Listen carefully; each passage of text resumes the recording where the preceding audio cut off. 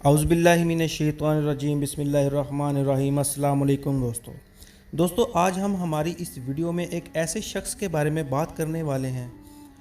دوستو یہ تاریخ کا ایک عظیم شخص تھا، اس کو افلاطون کے نام سے جانا جاتا ہے۔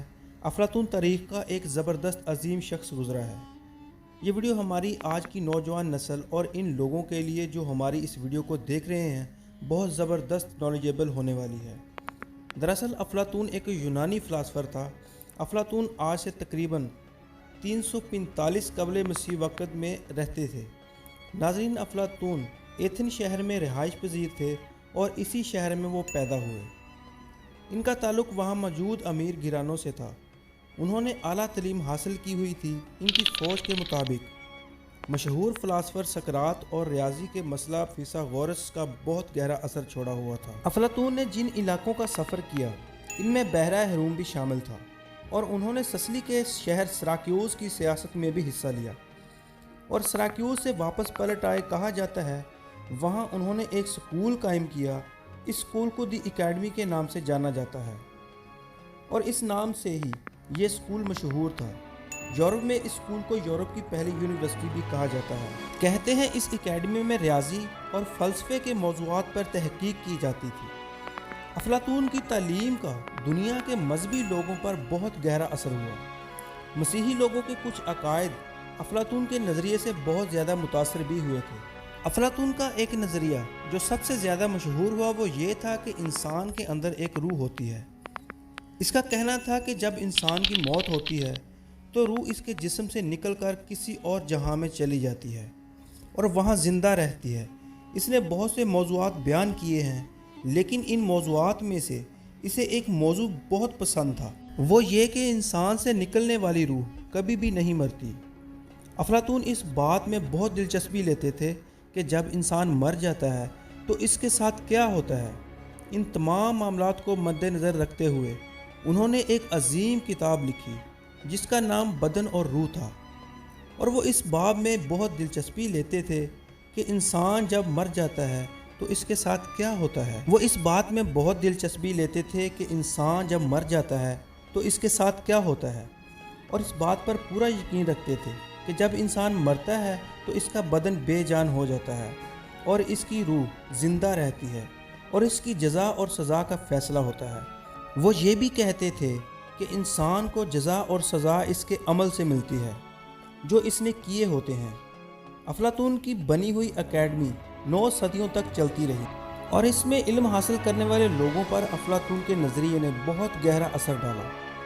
اس کے نظریے بہت سے علاقوں میں مشہور ہوئے، لیکن ان علاقوں پر افلاطون کے نظریے کا بہت گہرا اثر ہوا جو یونان اور بحیرہ روم کے زیر اثر تھے، یہاں تک کہ یہودی اور مسیحی لوگ اس کے نظریے سے کافی متاثر ہوئے۔ اس کے علاوہ یہودی اور مسیحی لوگوں میں سے بہت سے عقیدے شامل ہو گئے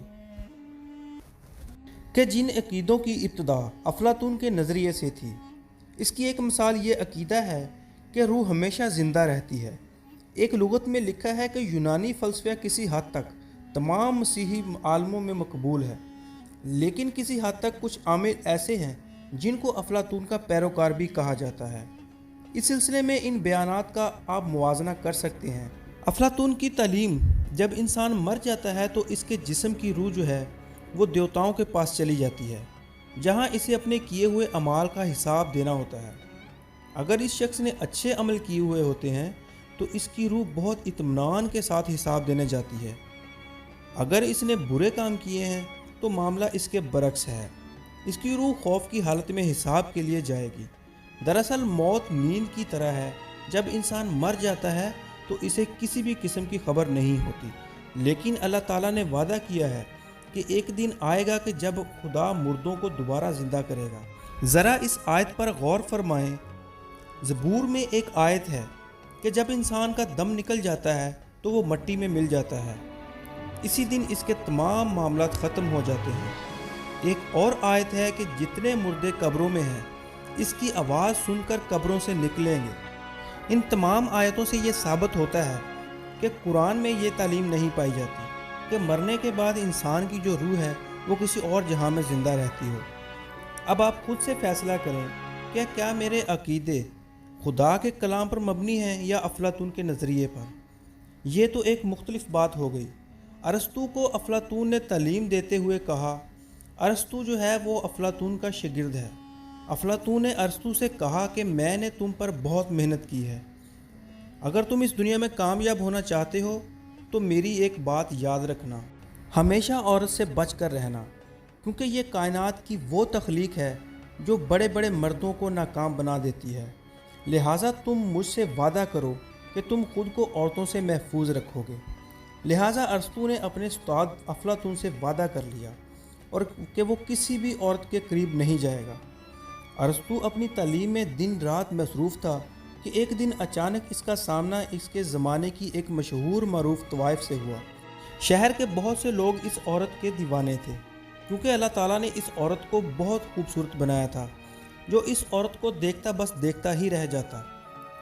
ارسطو کی اچانک اس عورت پر نظر پڑی تو اس نے راستہ بدل لیا، اور اتفاقاً عورت بھی ارسطو کی طرف ہی دیکھ رہی تھی۔ اس عورت کو پہلی بار اپنی بے عزتی محسوس ہوئی، کیونکہ ارسطو نے اس کی طرف دیکھا تک نہیں تھا۔ اس عورت نے اپنے ساتھ آدمی سے معلوم کیا کہ یہ کون شخص ہے جس نے میری طرف دیکھنا تک گوارا نہیں کیا۔ اس عورت کو ارسطو سے چڑ ہو گئی اور بار بار ارسطو کے راستے میں آنے لگی۔ ارسطو اس عورت کی طرف دیکھتا تک نہیں تھا، کیونکہ اس نے اپنے استاد سے وعدہ کیا تھا کہ وہ کسی عورت کی طرف نہیں دیکھے گا۔ جب بھی عورت ارسطو کے سامنے آتی تو ارسطو دوسری طرف راستہ بدل لیتے۔ ایک دن وہ عورت نہیں رہ سکی اور ارسطو سے مخاطب ہو کر کہنے لگی کہ تم کیسے شخص ہو کہ پوری دنیا میری دیوانی ہے اور میں تمہارے پیچھے ہوں، اور تم ہو کہ میری طرف دیکھتے بھی نہیں ہو۔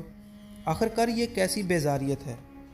آخرکار ارسطو نے جواب دیا کہ میں نے اپنے استاد سے وعدہ کیا ہوا ہے کہ کسی عورت کی طرف نہیں دیکھوں گا۔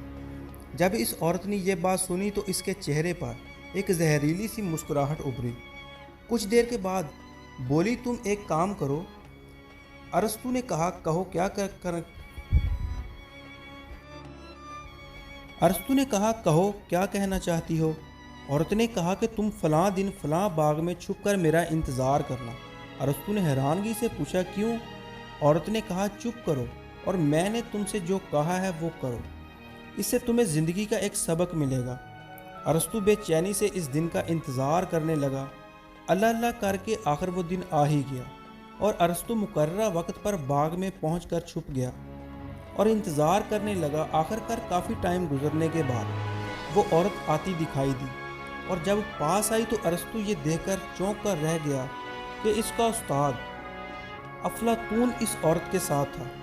ارسطو اپنے استاد کے سامنے آ گیا اور کہنے لگا کہ استاد جی، آپ نے مجھے عورت سے دور رہنے کا مشورہ دیا ہے اور آپ خود عورت کے ساتھ ہیں، جبکہ میری ابھی عمر بھی ہے۔ افلاطون نے جب عورت کی طرف دیکھا تو وہ مسکرا رہی تھی۔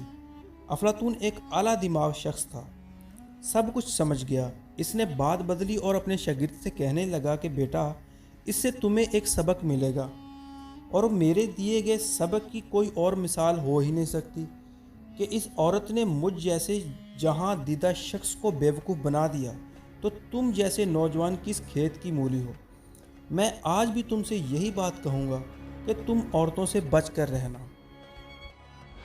دوستو، اگر آپ نے ابھی تک ہمارا YouTube channel history information provider subscribe نہیں کیا تو جلدی سے سبسکرائب کر کے ساتھ بیل آئیکن کو بھی پریس کر دیں، تاکہ ہماری ہر آنے والی نئی انفارمیٹیو ویڈیو کا نوٹیفیکیشن آپ تک